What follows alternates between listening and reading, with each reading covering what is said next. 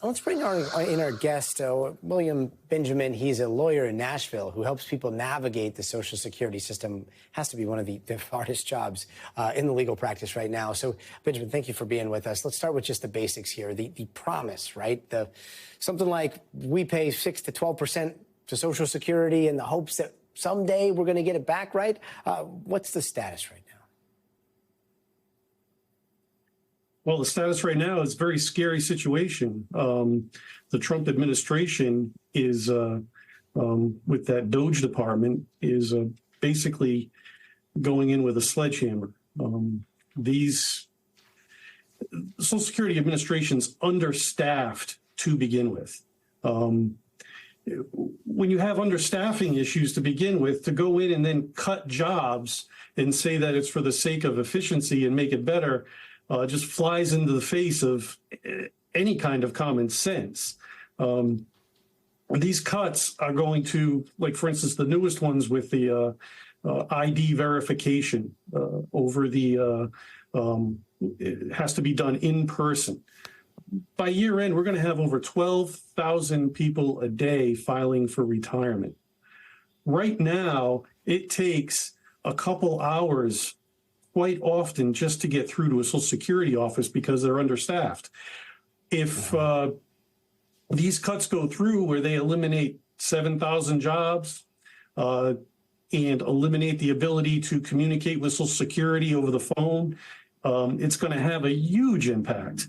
There are people that are rural Americans who don't have access to internet services. There are seniors who don't feel comfortable using internet services. They won't have transportation to get to the Social Security office. The other thing is, like right now in Nashville, our Social Security office is on an appointment-only basis. You got to call and get an appointment. And it's a month before you can even get in the door in many cases. There's just going to be, it's just going to exacerbate the issue. This isn't even talking about our homeless population.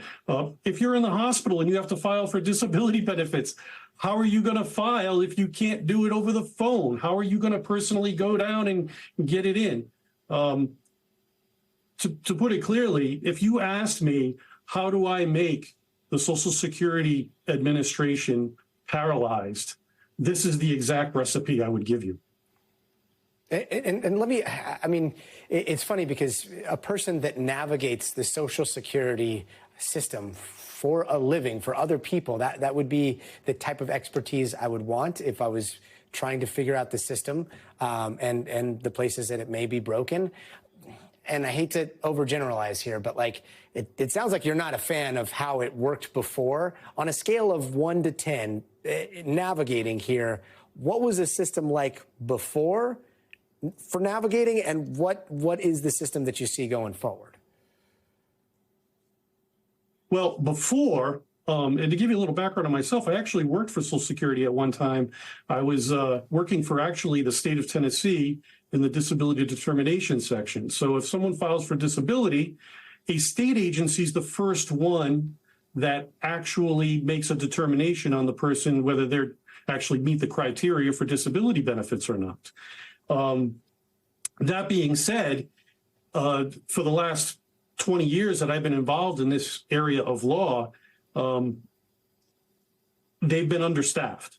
When I was working at the DDS, we would have between 150 to 200 cases on our desk at any one time, each individual disabilities examiner. So we were pressed. It was really a daunting task. We were just understaffed. Also,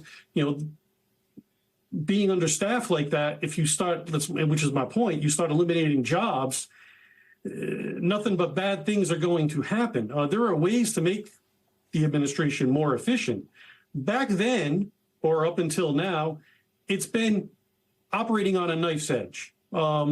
It takes anywhere from 3 months to 2 years to get someone their disability benefits, depending on a bunch of factors, okay?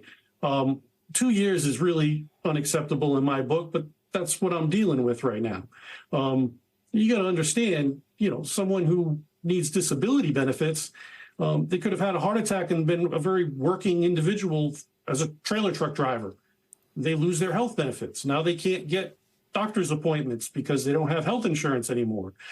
They can't afford their mortgage payment.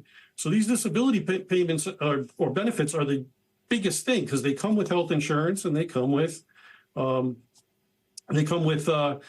monthly stipend to help them out. By no means are they getting wealthy off that monthly stipend, but like you said, I wasn't the hugest fan of up to a 2-year wait, but these actions that are happening now are going to equate into much longer waits. Just minor changes in the past or gradual changes in the past created some wait times.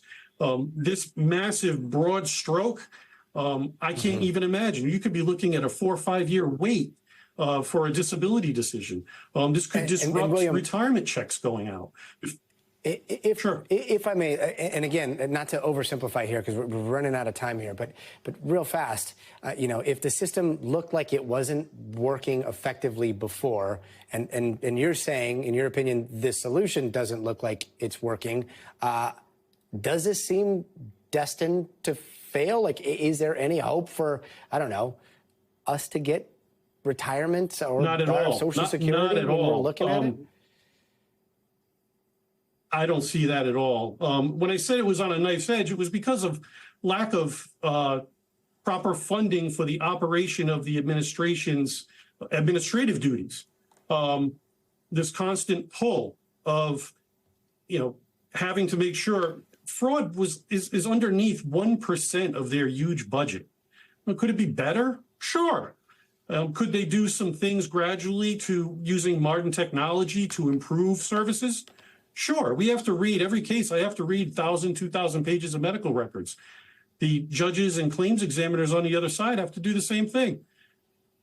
Perhaps some computer technology can help with that.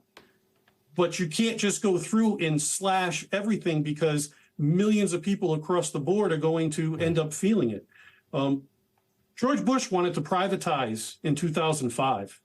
Thank goodness he failed, because in 2008, his privatized system would have fell on its face.